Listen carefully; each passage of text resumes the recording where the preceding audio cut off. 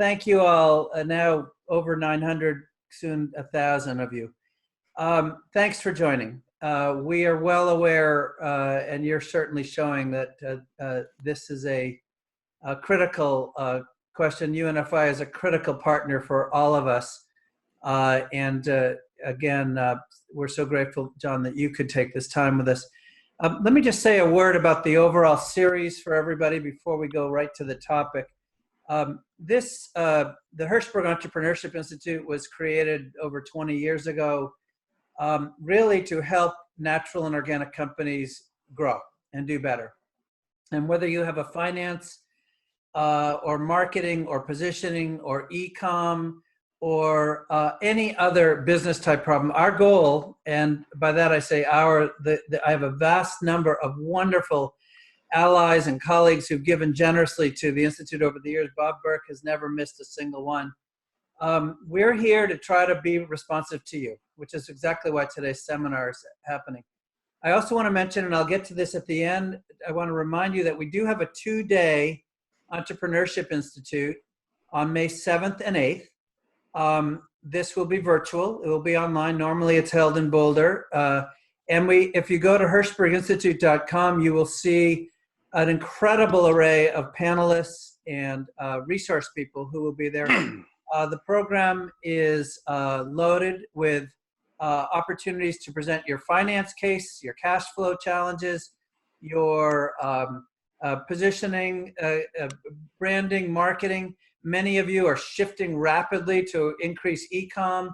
Many of you who have food service clients or customers are rapidly changing. So we're going to try to field cases in all those areas. The second day, May 8th, is all about pitching. Many folks have said, well, this is a terrible time to raise money. Au contraire.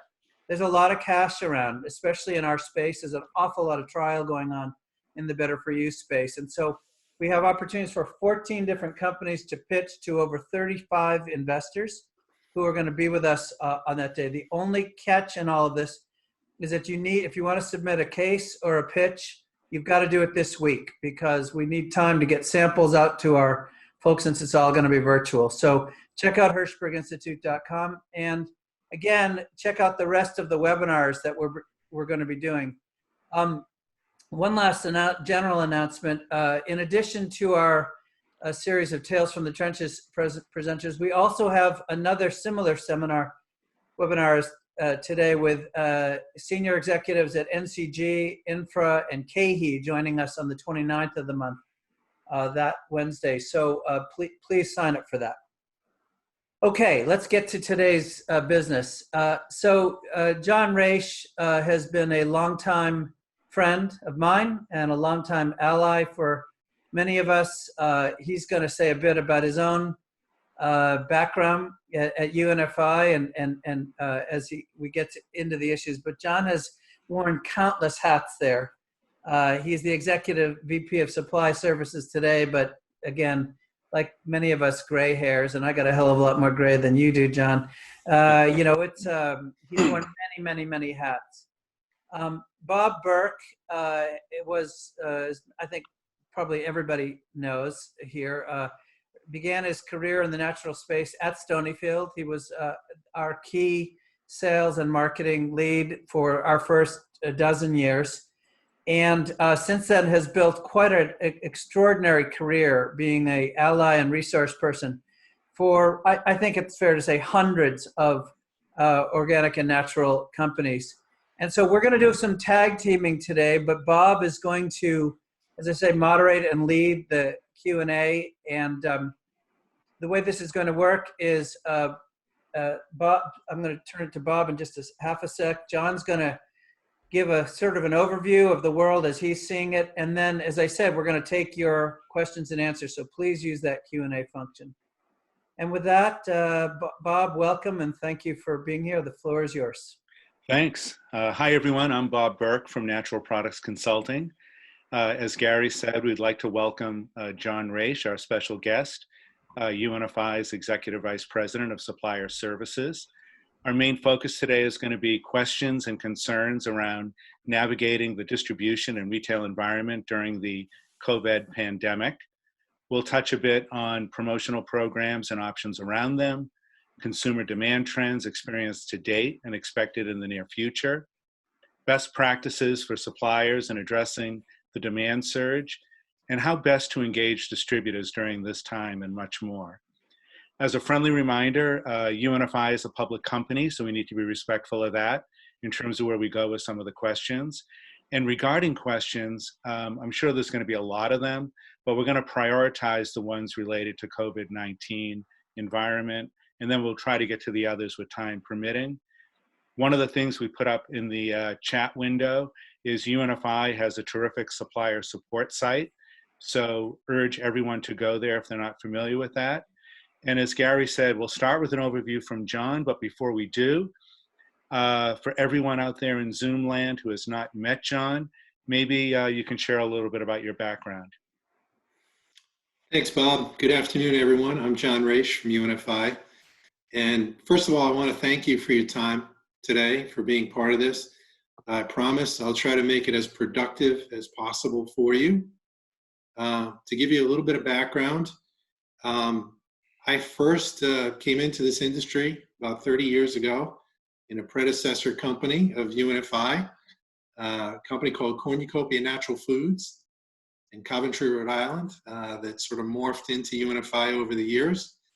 My first week, UNFI at the time was a $500,000 company, $500,000 a week company. So that was a long time ago. I've spent most of my career at UNFI really in roles that touch suppliers, from buying to marketing to managing the supplier function. In the middle of my career, I did step away from UNFI for 5 years. Had the opportunity to be a minority owner of a natural brokerage company. So I feel like I have absolutely walked in the shoes, certainly of the brokers that are out there, as well as the suppliers. So I like to think I've seen the industry from both sides of the desk, and I'd like to believe that multiple perspective is going to help me answer your questions and give you some guidance today.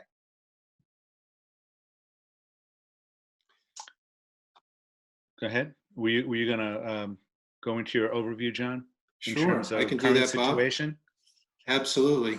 Yeah. So I want to take about 10 minutes or so to give you a perspective of the current environment, some really frequently asked questions that I've been getting and the team at UNFI has been getting, try to answer those right away.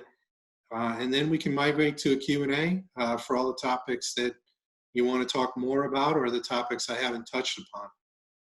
So I think it's valuable to start the discussion today to just talk a little bit about how we got here, right? Everyone's asking what's going to happen next week, next month, what's going to happen with orders, demand, etc. So just want to take a couple of minutes here and give us a little bit of perspective.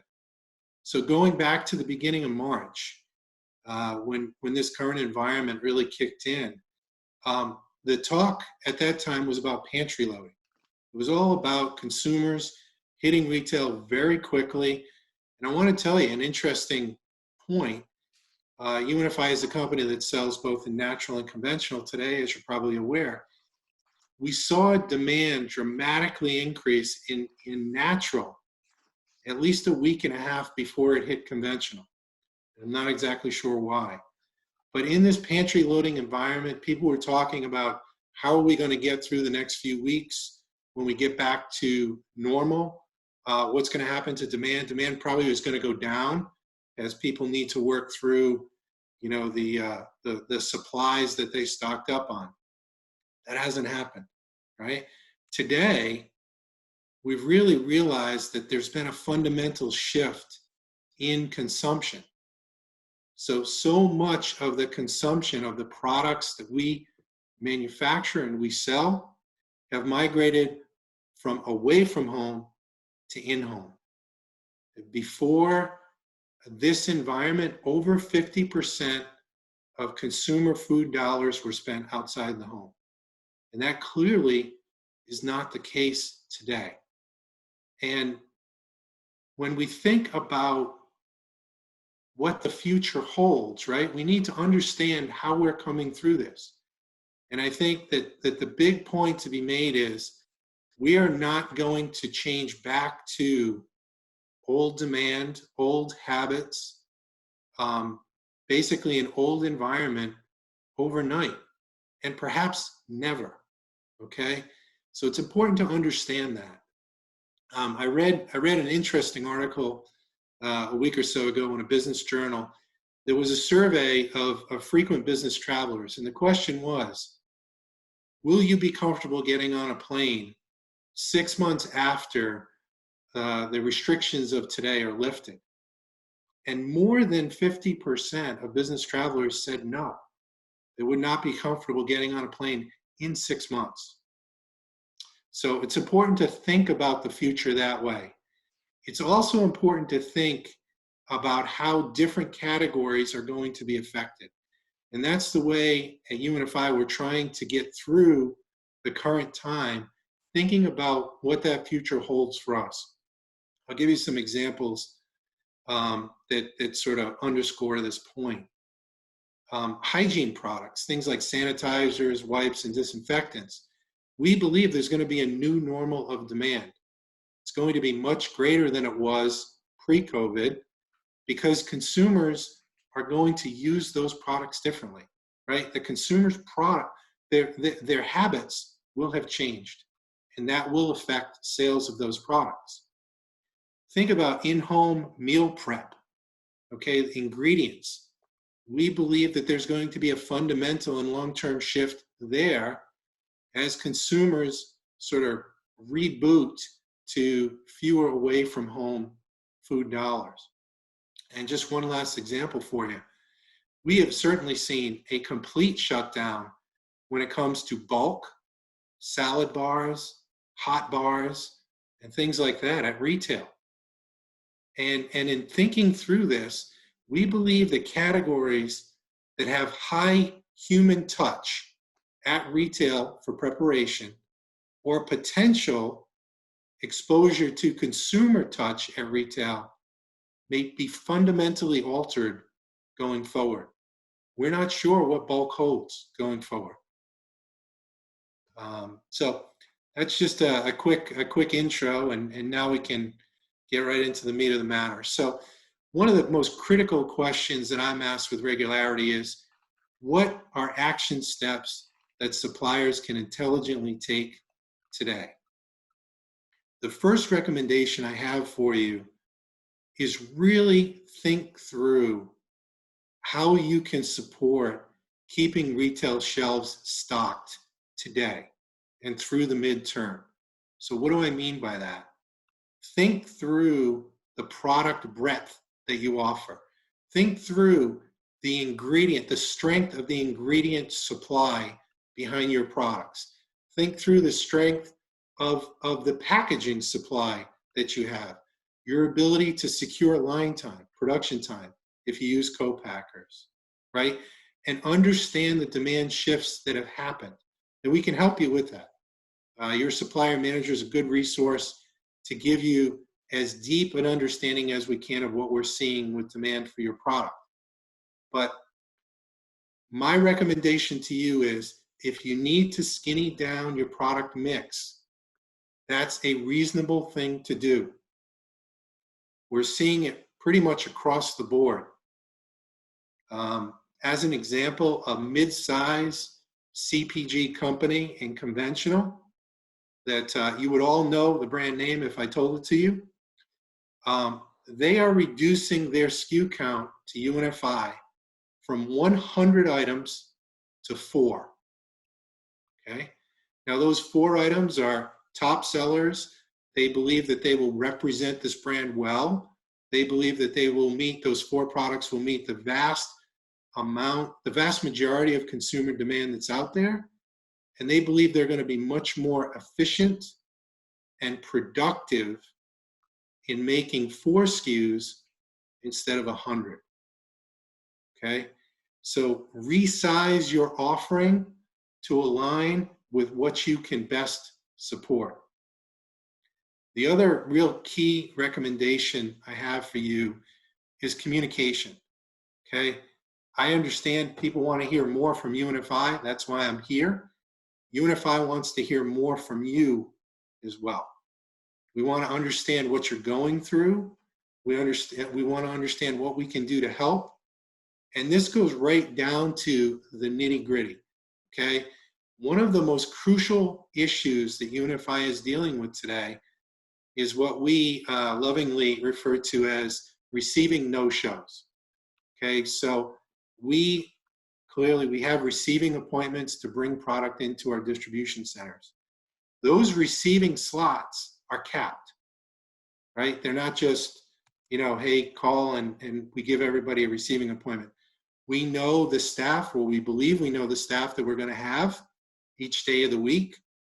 We know what that staff can handle, and we don't set our receiving appointments greater than what we believe we can handle.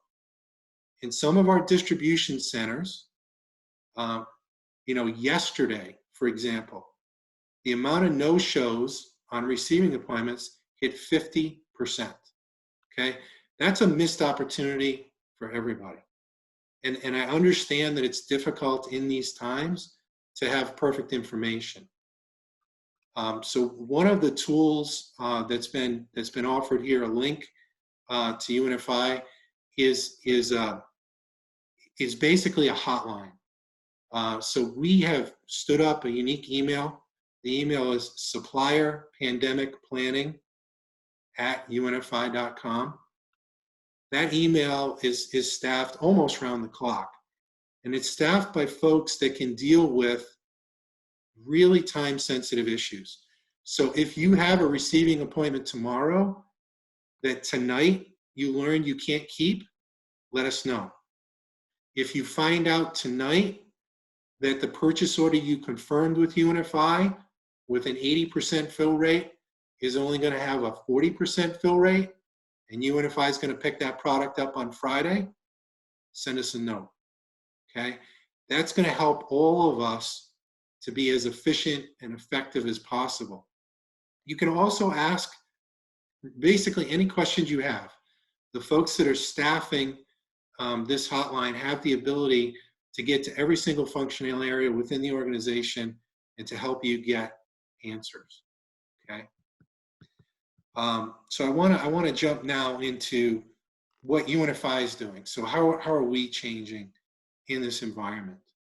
First and foremost is communication. So, I talked about supplier pandemic planning at unfi.com, standing up that hotline. I'm providing industry updates, updates to the industry from UNFI pretty much on a weekly basis at this point. You can subscribe to my blog or just view it at unfi.com. Scroll to the bottom of the landing page, click on suppliers, and you will see the link to the supplier blog. So you can sign up to get every update as they occur, or you can just jump in there as you see fit, okay? We're really working hard to support suppliers that decide to cut their SKU count, to skinny down their line during this time. So we can be a sounding board. We can help you determine what products we believe are most important and that you should consider focusing on. We can help you to an extent with transportation. Clearly, we're having challenges like everybody else, but the good news here is that the number of trucks that are available generally, okay, whether it's LTL or full truckloads, the number of trucks available is pretty good right now. And that's because so much of the economy is shut down. Now, there is an issue that some drivers, especially the independents, might not be comfortable operating in this environment. And we've seen a number of resources that we normally use sort of take themselves out of the game. But in general, we're having success getting third-party truckers, and we might be able to help you there, okay? We can also help you in reestablishing these products after we get through this difficult period. And I know this is a critical decision point for you, right? do I risk taking a product off the shelf and then having trouble getting it back on the shelf? What I would say to you is this: from UNFI's perspective, from the retailers that we're talking to, the retailers will appreciate and respect you for making hard decisions that basically benefit both yourself and the retailer the same, okay? And they will have a willingness, and we will have a willingness to help get those products reestablished when the time is right, okay? Another real big set of questions that I get is regarding promotions, right? The common refrain is, how can you even think about promoting products in an environment like this? And I understand the frustration, and I understand the emotion that's behind a question like that when it's posed to me. First off, I would say there is not one right answer to that. A lot of retailers demand promotions even now. Some retailers have stepped away. Some retailers have reduced, okay? A number of our suppliers are ready, willing, and able to promote. So you need to make decisions on what's best for you. Now, when it comes to, hey, I want to pull a promotion that I've already provided to UNFI, here's how our approach works. The first question that we are going to look at is this promo, as we refer to it, is it in flight? Have we delivered the promotion to retail? Has retail actioned this promotion? Have we committed to a promotional discount? If the answer is yes, then UNFI cannot pull that promotion. If the answer is no, that the promotion is not in flight, we'll be more than happy to work with you and remove that promotion from our and the retailer's planning, okay? So let's talk about the worst case scenario for a minute, okay? What happens when we can't pull a promotion that you'd like us to pull? Well, first and foremost, we understand that we very well may be shorted. We might be completely shorted, okay? Typically, we charge back suppliers that short or eliminate promotional orders. We are not doing that in this environment. So there is not a penalty if you ship us short during a promotion you want us to eliminate, but we're not able to, okay? In the spirit of full transparency, though, I'm going to go just one step deeper so everybody completely understands the situation. Now, again, worst case situation, you want us to pull a promo, we can't because it's in flight. You can't fulfill our orders, perhaps at all, or a portion. In that situation, it is possible UNFI may be forced to sell product we have in inventory that we bought at full price. We might be forced to sell that at a discount. And in that situation, we will look to recover the value of the discount that UNFI passed basically out of our pocket. So that's about as deep as I can go on pulling promos. If there are really unique questions, I would absolutely urge you to reach out to your supplier manager, and we can absolutely give you a very specific answer to your challenge. And certainly there's a Q&A portion after this, and we might want to get into promotions a little bit deeper. Okay, let me talk about receiving for a bit on UNFI side. So what do our DCs look like? What's happening with receiving? And what do we expect? I get a lot of questions about, what's going on with UNFI with regard to COVID. Has anybody tested positive? Are you shutting down your receiving? What's going to happen in a world where, something happens? All I can tell you there is UNFI is a fairly large company. We have over 20,000 employees, the vast majority of which are in distribution centers who are working today. And they're working incredible shifts. and they're coming in clearly under duress in this environment to ensure that our food chain remains solid. We could very well have some issues here and there. We have built contingency plans.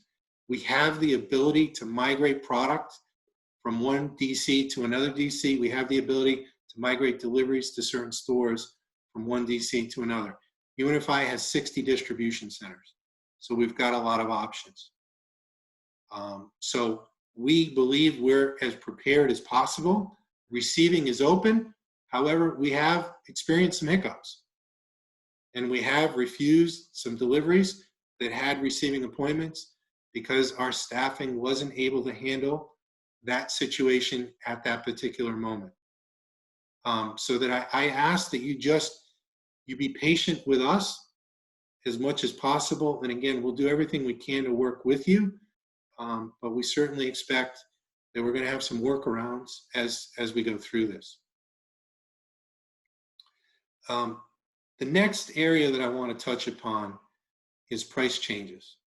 Okay, I really didn't see this issue coming up, to be honest with you, at the beginning, but it's become a lot more complex than one would expect.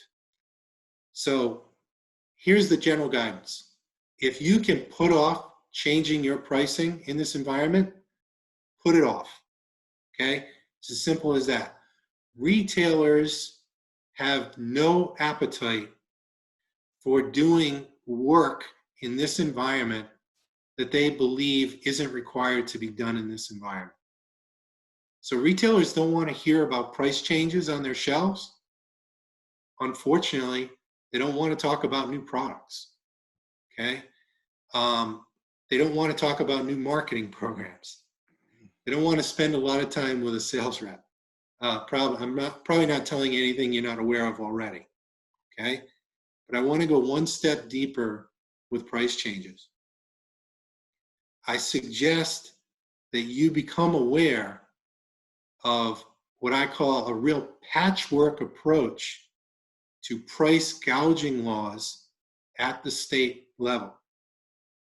Now, the reflexive response here might be, how dare you, think that I would price gouge?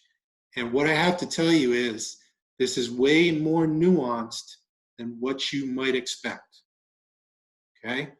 So the most draconian state price gouging law that I have personally seen considers any price increase of any food product for any reason to be price gouging, okay? That is one state's position right now, all right?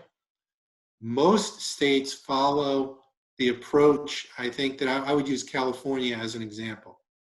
California price gouging laws, basically, well, the review gets triggered at plus 10%, okay?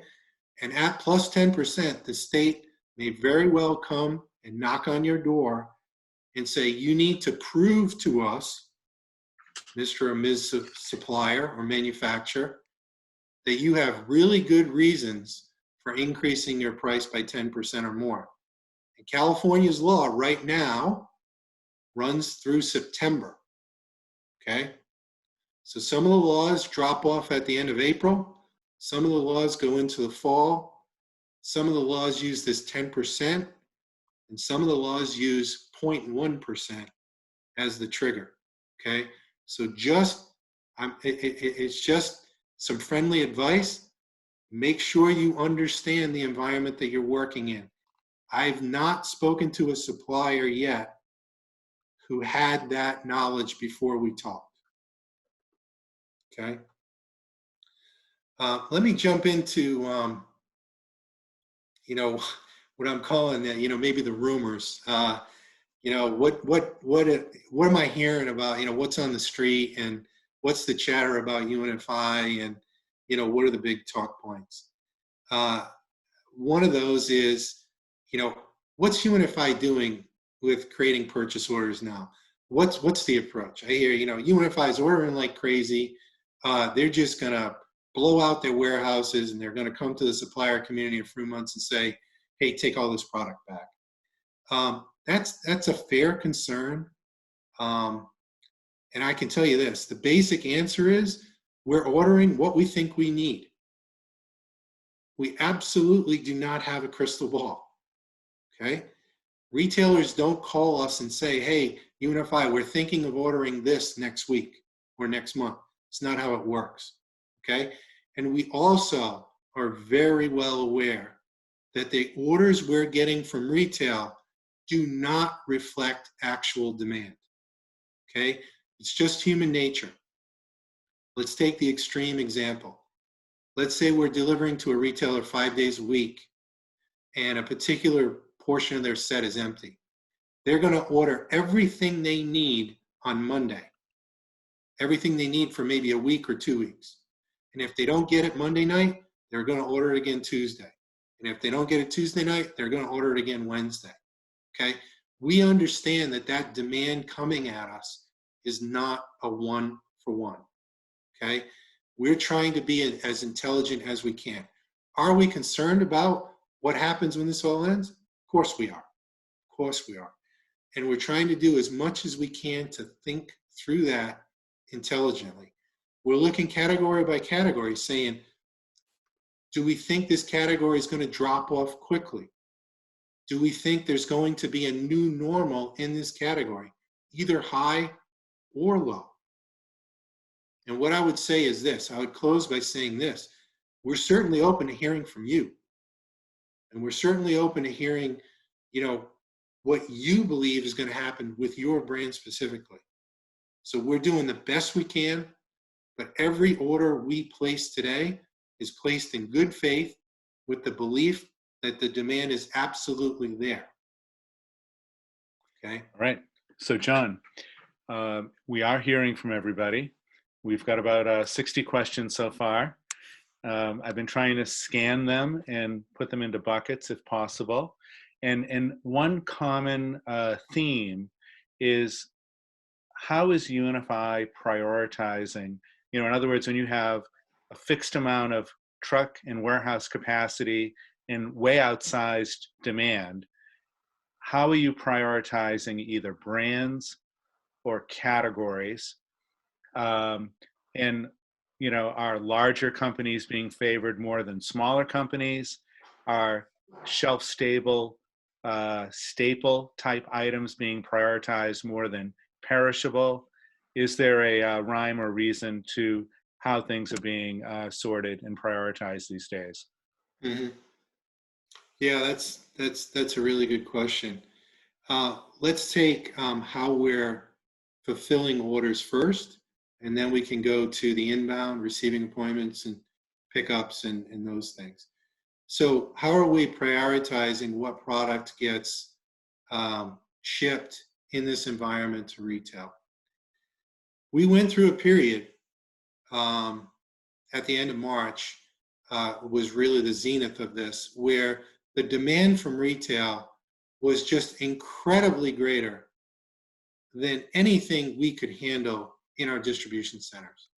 So in the worst days of this, some of our DCs were getting orders that represented 400% of the selection capacity for that distribution center for that day. Okay, that was the worst of it. In this environment, we've done a few things. Number one, we have gone to order caps by retailer, by customer.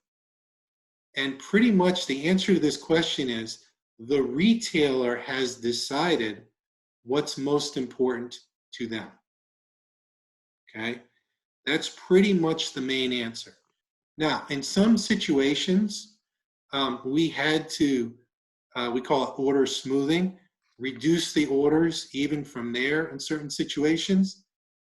In doing that, it was really manual. It was done by our customer care team, and it was basically done to reduce some of the highest quantities by individual items. So if there were 50 cases ordered on a particular product, that probably was going to get knocked down well before any onesies or twosies were being completely eliminated. I will say this. The caps on retailers have been reduced dramatically, okay? They're only in place in a handful of distribution centers at this moment. Why is that? Number one, we've increased our capacity every way we know how. We went to every single, for example, we went to every single major food service distributor and said, are you laying people off that we could hire? And we've hired a bunch of warehouse workers from the food service industry, okay? We've also migrated some of the assets, forklifts, trucks, etc. So we have increased the capacity of our distribution centers as rapidly and dramatically as we could. Number two, not a good reason, but the amount of shortages we're getting from suppliers today is incredible. I don't know if you want to call it a silver lining, but that reduction in available inventory has basically sort of self-reduced the amount of selection that's happening in our warehouses today. So we are much closer to our resources being able to handle what's coming at us than we were a few weeks ago. Let me move over to inbound, okay? How are we making decisions on what product gets picked up? I don't know how much detail Bob's going to let me get into here, but I will tell you this. The decisions on what is picked up, where and when, doesn't happen the way you would assume it does, okay? We set up our backhauls. Backhauls are the products that UNFI handles the pickups for. Those backhauls are basically set up through each individual distribution center. So each distribution center tells headquarters, these are the pickups that we can handle. This is the quantity, the number of stops, the number of products, the locations, etc., the general geographies. We then send those pickups to the distribution centers about a week in advance. If we are hit with call-outs or sicknesses or whatever else on a particular day, we might not be able to do all the pickups that we intended to do. In that environment, a DC manager or even a UNFI driver may be making the call on what gets picked up and what does not. It is not a perfect environment, okay? And I want to apologize for anybody that we've, made your life difficult by not picking up product on time. But this is the reality. We are doing the best that we can. One of the critical metrics that define success for a distribution center is their performance on backhauls. It is in the best interest of the leaders of each distribution center to maximize the backhauls that they can grab, okay? There is no incentive to drive by a supplier and not pick something up that we could pick up, okay? With that said, I just want to remind everybody clearly, if you believe that you have a better alternative in a third-party transportation company, we would absolutely understand if you wanted to make that move. So John, the downside of this big surge in demand, besides straining supply chain and everyone's resources, is pressure on cash flow. Do you have a sense of how you're doing in terms of how far out you are on AP? And what do you expect in terms of terms with vendors?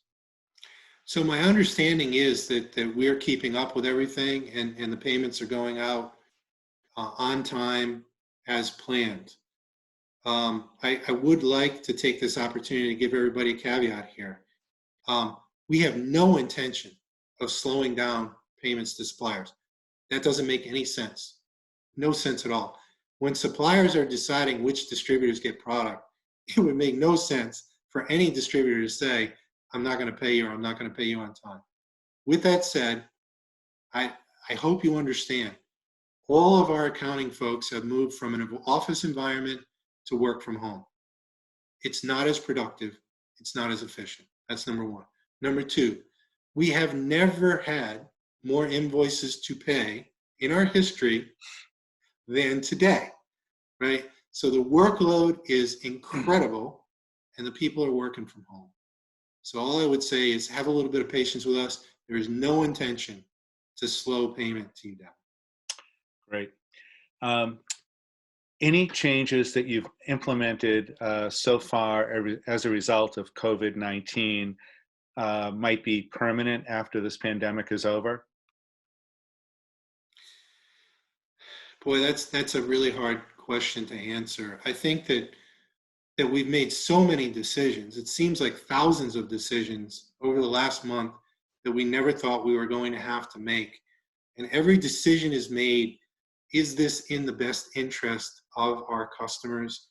Is it in the best interest of our employees? And is it in the best interest of our suppliers, right? We got to keep our employees safe.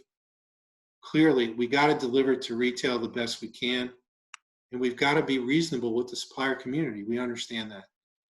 Bob, there's nothing that comes to mind immediately that says, coming out of COVID, we are absolutely not going to do X anymore.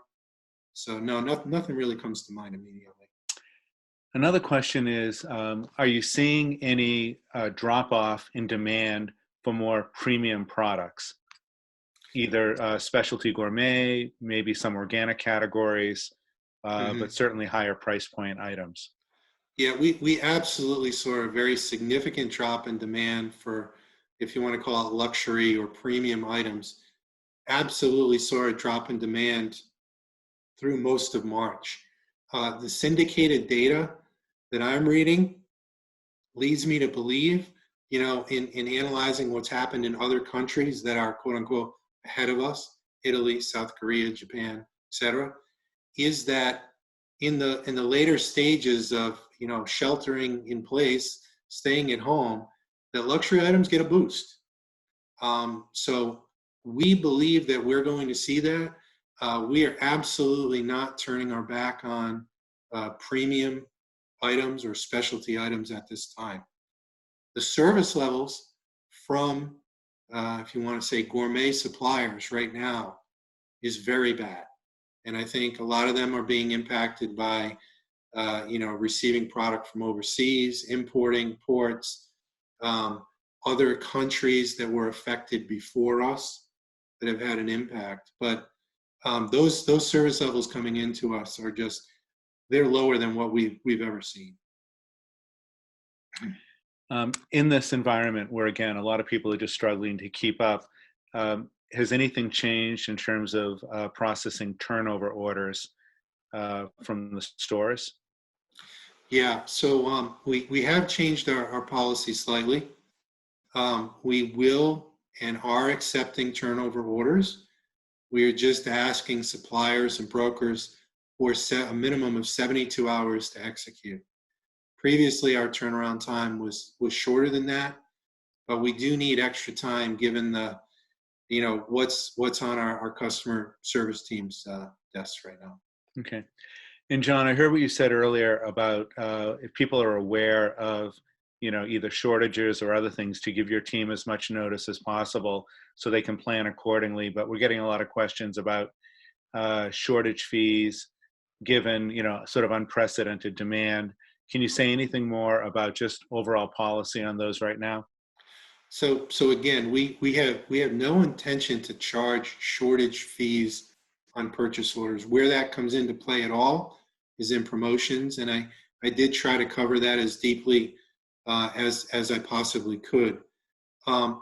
There are other fees that we have in place. Things like if you don't show up for an appointment, we waive that completely for the first 30 days of this situation. There are fees for if we go to pick up product and we expected to pick up 10 pallets, supplier confirmed 10 pallets, and there's 1 pallet when we get there. If we're hiring resources to go there, we've reserved and we've paid for 10 slots, 10 pallet slots. We're going to have to pay for those 10 pallet slots regardless. But I will say this, we want to do everything we can to be reasonable with suppliers. So again, I would urge you, regardless of how short the notice is, get us notice. Get us notice as fast as you can. If it's beyond our deadline, you're doing the best you can, and we're able to resize those resources, I will be your advocate, and we will work as hard as we can to make sure you're not getting hit with fees. There is no desire for UNFI to profit over fees in this environment. None whatsoever. Right. Bob and John, if I could just weigh in here, because I've heard this from so many folks, and I really want to speak to the participants right now and just underscore something John keeps trying to say. Narrow your SKUs, narrow it down, rationalize. This is a great moment to improve your own efficiencies and gross margins. We're trying to push a lot of stuff through an inefficient system, and make those hard decisions. We had Nicole Dawes doing a webinar last Thursday talking about the tough decision we made as a board to lop off 20% of her business back in a very difficult time, which is her cookie business back at late July. And that freeing up getting rid of all the complexities with that allowed her salty snacks business to just explode. There's endless examples of success that result from SKU rationalization. And I actually don't know anyone in my 40 years in this business who've ever regretted cutting down. This is a particular time. And I'll just speak for Stonyfield right now and say, and I can speak for Forager and others in the yogurt case, larger size right now is doing really well. There's more families, there's more people in homes, people are looking for economical purchases, they're cooking more, they're using it as an ingredient, they're perhaps cutting back on smaller cups, which are more expensive and don't have as much room in the fridge or whatever. Prioritizing those items that are moving through the pipeline faster and better makes it better for everyone, yourselves included. So I think that's got to be a clear takeaway for us all. John, going back to the theme of premium products, are you seeing any drop-off in, say, the beauty and natural personal care categories at this time as we might be, sliding into a recession? We are seeing less of a focus at retail and from consumers in personal care product. Yes. Okay. And people aren't socializing, so they're less worried about appearance, right? It's part of it, I guess. It's keeping their video turned off when they do these calls.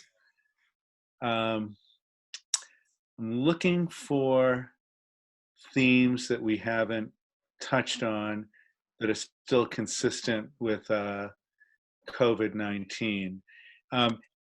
Are you planning any return to some of your regular programs like Speed to Shelf and some of the other existing programs you have between, suppliers and retailers? Or is that suspended indefinitely until we get more clarity on the situation? Some of our programs, including Speed to Shelf, we have suspended because retailers have been very clear to us. They have no desire to focus there today. Believe me, when the desire returns from retail, the program will return. I guarantee you that. Just a little bit of a peek under the tent for UNFI and marketing here. One of the ways I would like you to think as a supplier to UNFI is, what can we do together quickly with quick turnaround as the environment changes? Many of UNFI's marketing vehicles have long lead times, okay, whether that's monthly specials, circulars, etc. We are going to be coming to you with digital opportunities to turn around deal offerings very rapidly when the time is right, okay? So I ask you to start thinking now about how you might be able to plug into opportunities like that. So John, we heard you clearly about maybe looking at new products or category reviews being on hold for a while. What if somebody has something that's in the moment right now. So they have cold, flu, immunity. They've got single serve items that might be taking the place of what might have been grab and go or a hot bar, food service, etc. So something that's really timely. What's the best way to approach your team on that? Okay. So for my entire career, the answer would have been, what's your deal? Right? That is no longer the litmus test. What's your deal is no longer the litmus test. The litmus test is, can you get me inventory? Can you guarantee me inventory? So if you have product today that is topical, if you have product today in good supply, we have daily blasts going out to our entire sales force every single night. The next, one probably went out during this call, actually, for today. We have the ability to focus on your product day to day and get it in front of our sales team, and we would be happy to do it even without a discount. I can't believe I'm saying that. You're just getting soft. No. I'm seeing a little theme here that I want to just echo. John, there's a lot of what I'll call smaller vendors who either we're really counting on Expo West to get launched right now, or we're launching a new who don't have well-established relations with UNFI now, but they do have demand. They do have customers going through, and there's a kind of a perception that they are. I really appreciate you putting out the hotline. And I suspect that's your answer, but I just want to give you a chance to respond. There's a sense that smaller folks don't have as much of a voice here and don't know quite how to get into the loop. Is there a size issue that you want to speak to? Yeah, Gary, I can try to address that best I can. I got some good news and some bad news to share. The good news is that UNFI is extremely interested in hearing from smaller suppliers. As a matter of fact, we've developed an entire team that's completely dedicated to smaller suppliers. It's called UNFI Next. And you can get connected to UNFI Next through that hotline, okay? So there are people that this is their job, start to finish. And there's an entire team of them. That's the good news. In the spirit of being completely transparent on this call, the bad news is retailers don't have much of an appetite right this moment to hear about your opportunity. Now, if you come to us and say, look, I am delivering directly to retailers, I have these retailers already set up, I'm just looking to migrate my demand through UNFI, we can talk, right? But I don't want to give people false assurances. We are not in a position, Gary, to be pushing brand new brands in front of retail. The response we're getting from retail is actually, stop it. Don't talk to me that way right now. So that's the good and the bad. And John, you can tell me if this veers into the non-public information category, but are you seeing a significant increase in private label over brands right now? I would say that there was probably an uptake in private label at the earlier stages because our inventory levels tend to be higher on private brand, to be very honest, okay? Because we're buying production runs. That's dissipated. So really, I see absolutely no tendency on a retailer's part, private label to branded. What I see a tendency is, tell me where I can get inventory, and the retailer will run there. Got it. And I heard what you said about maybe holding off on price increases right now, but for the people who might have submitted price increases, say 60 days ago, 90 days ago, should they expect them to go through, or should they expect them to be delayed for now? For the most part, you should expect them to go through. Okay, UNFI has decided, and we don't know if this is the best position. We think it is. UNFI has decided for those price increases that were submitted 30, 60 days ago, committed to for action for UNFI.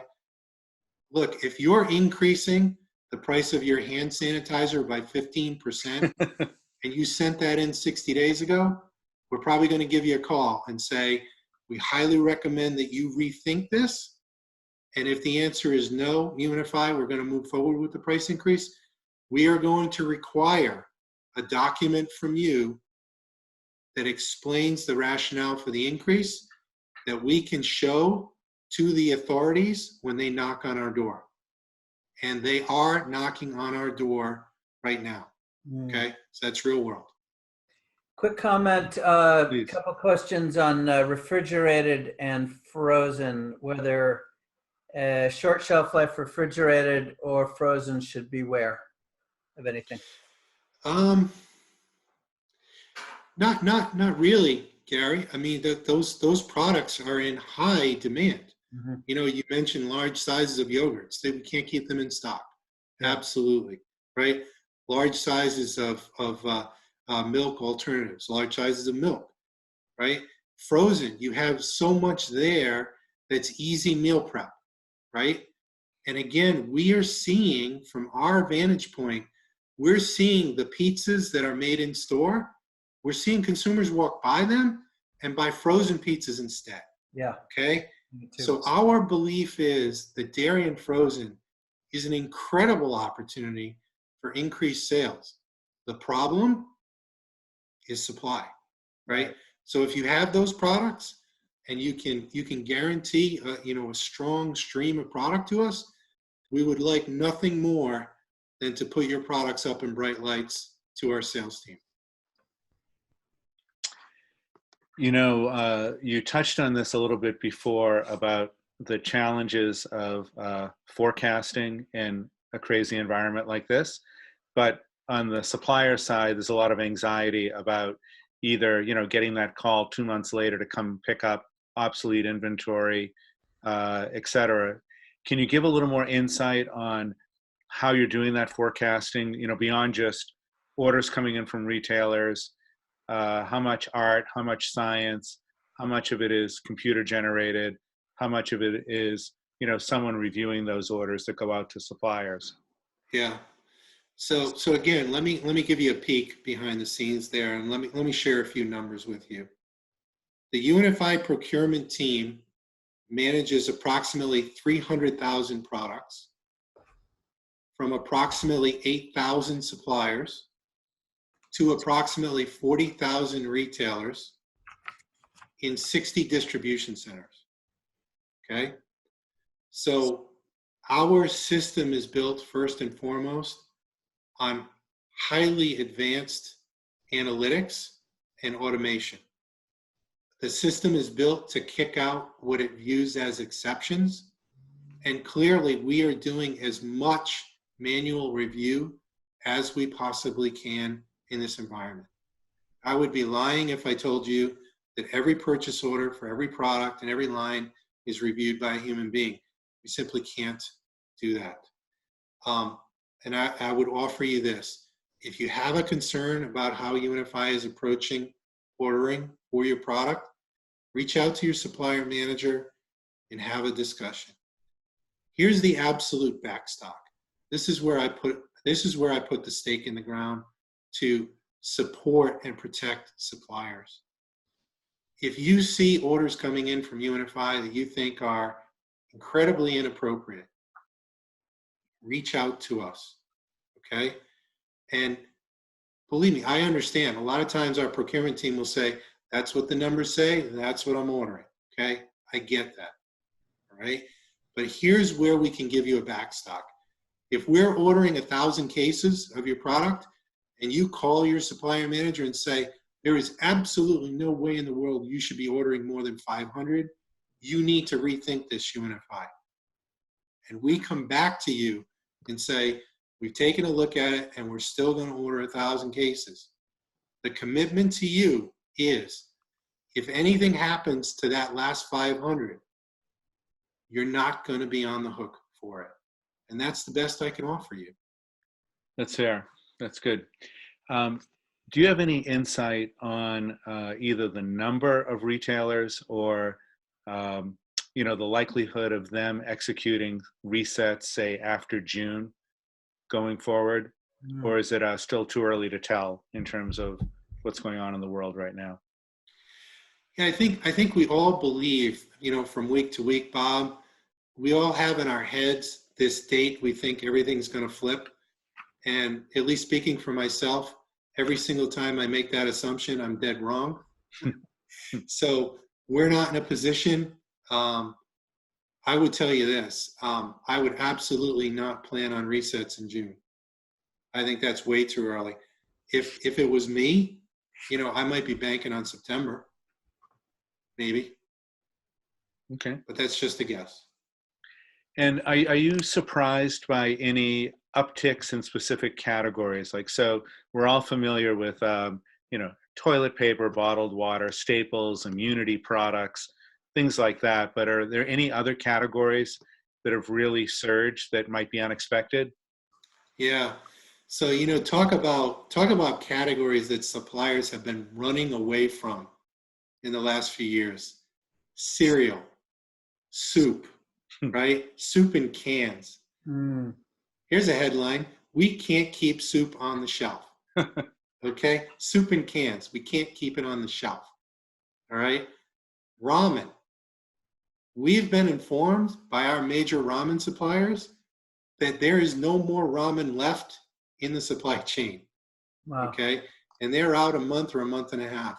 So these shelf stable, easy to make meal prep items, Bob, overall, including categories that were real pariahs, they are the shining stars right now. And that really wasn't expected. Wow. I'm going to wedge in here, Bob, unless you had a burning question. We need to wrap. John, I want to ask you on a personal side, how is morale at UNFI? I think morale is great. People are working incredibly long hours. We've had some selecting shifts that ran for 16 hours. I can speak about my team, supplier management and customer care. A lot of our team is working 12 or 14-hour days every single day. I would say the good part of it is, people feel like there's a purpose to their actions. So morale is actually really good. Yeah. So listen, I see 124 questions still up. I see 830 people still on. I'm so sorry because we committed to end here in a couple minutes, and we do need to keep to our commitment. But you've given us so many wonderful answers and also so many wonderful actionable links here. And I want to remind you, everybody, that we have recorded this session. It will be up if there's a lot of info that was just shared. If you or your team want to go to it, please go to the Institute. It takes about 24 hours for us to post these, and they'll be up. Normally, I would summarize the key points of a presentation. I would need 45 minutes right now to summarize. But I would say that can you get me inventory is a key question that you need to be prepared to answer if you want to talk to UNFI, if you're new, if you're small, if you're launching, that's what they need to know. They want notice. They need notice. If you can't be there for a pickup, or if your pickup is less than you said, I mean, look, I live in the vendor world. I know, it's not a fair world, right? If their truck shows up and they told you they're going to take 8 pallets, and they've only got room for 4, you would like notice too. I get it. But what John's saying is to get this stuff through the pipeline, the more we all do as vendors and supplier partners, everybody's going to benefit. And, let me just say, your very first point, that demand in the pantry loading surging with natural before mass was, I think, something everybody on this call should take away. There's a lot of difficulty out there. I lost yet another friend last night. His wife of 35 years she can't even speak. There's a lot of pain out there, and I don't mean to diminish it when I say that there's also incredible opportunity. UNFI has been, a critical partner in enabling the opportunities in the natural and organic space.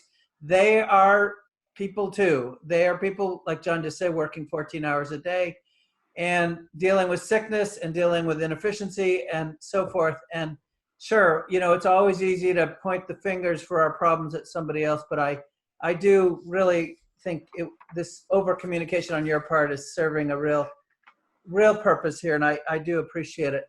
Let me just say very quickly, with the minute and a half left, we do have tomorrow evening at 5 p.m. Eastern, Shazi Visram will be on our webinar. If, Carlene, you post the schedule real fast. There are more webinars this month. I did mention, to take a little heat off of UNFI, that KHE will be up in 2 weeks. You'll have your chance with Bob to ask questions of KHE and NCG and Infra as well. And we also have, as I said before, those are the upcoming. We also have a lineup of May webinars coming your way, so pay attention to this channel. And finally, like I said before, many of us are going through severe change right now and need coaching and help. That's what the Entrepreneurship Institute is for. A lot of real talented, experienced folks are lined up to review your cases. And if you are interested, May 7th and 8th, it's $50 a person. Again, it's a nonprofit. Nobody's making money from it. But submit your case, your finance case, your cash flow case, your marketing, your branding, your how do I get to market, your how do I deal with that pesky UNFI or KHE or Whole Foods or whoever it is. Just get on. But specifically, if you do want to submit a case, you got to get it in this week. Beyond that, I merely want to say thank you again. Thank you, John. Not an easy job to be accountable to a cast of 1,000 here. And I think you did a beautiful job explaining things that are not easy for people to understand. And again, giving us these portals where people can go for advice and follow up. We know what you guys are trying to do, and we appreciate it. And Bob, as ever, thank you for facilitating an important conversation. And though none of you see Carlene and Julie, thank you too also for carrying the day. We will see you, those of you who are on tomorrow with Shazi, and otherwise stay safe and have a good night, everybody. Thank you. All right. Thank you. Bye-bye. Bye.